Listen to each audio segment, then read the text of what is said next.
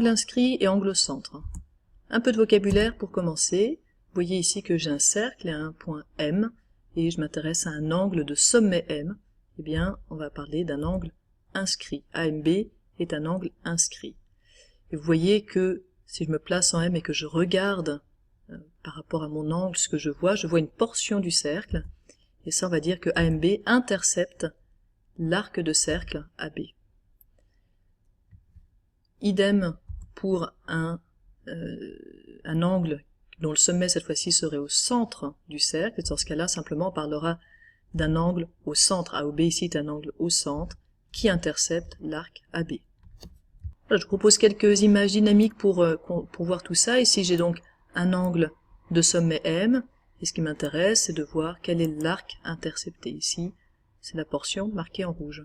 Alors, je peux déplacer mes points, déplacer mon sommet et constater que j'ai une nouvelle portion en rouge. On se rend bien compte que plus l'arc intercepté est petit, plus l'angle sera petit, et ça va nous servir ensuite pour un théorème.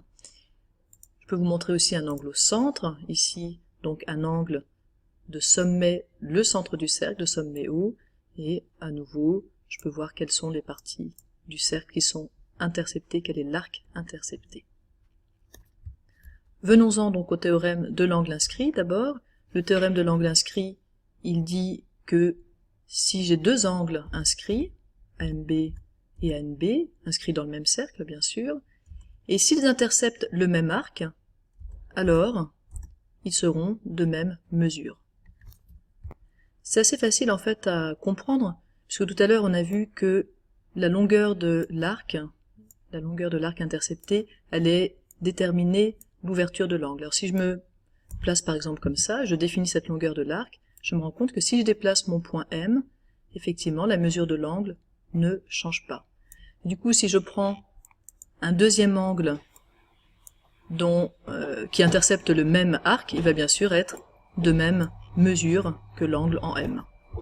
Maintenant le théorème de l'angle au centre, il dit à peu près la même chose,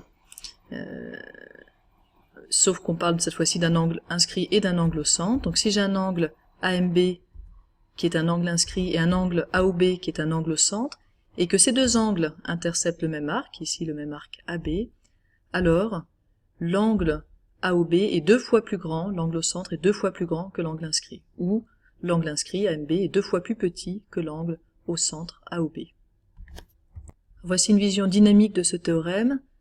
On a donc un angle inscrit qui intercepte un certain arc, et si je regarde l'angle au centre qui intercepte le même arc, il a pour mesure deux fois plus que la mesure de l'angle inscrit. On peut bouger l'arc et se rendre compte que c'est toujours vérifié. Alors appliquons ce théorème à l'exemple que j'ai représenté ici. J'ai donc un cercle de centre O et puis trois points EFG qui sont sur le cercle.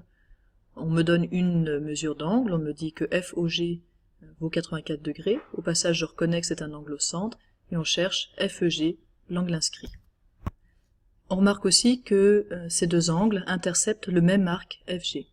Alors écrivons tout ce qu'on vient de dire.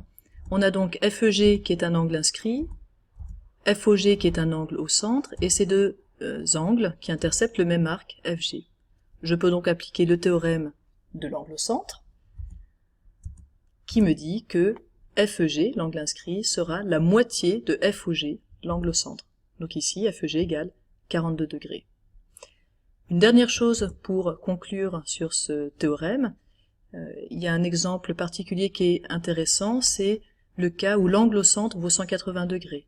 Dans ce cas, A, O et B sont alignés, ils forment un diamètre du cercle, et on a, pour l'angle inscrit AMB, la moitié de 180, donc 90. Et on se retrouve avec un triangle rectangle qui a pour cercle circonscrit, du coup, ce cercle dans lequel il est inscrit, et qui a donc pour centre O, le milieu de l'hypoténuse.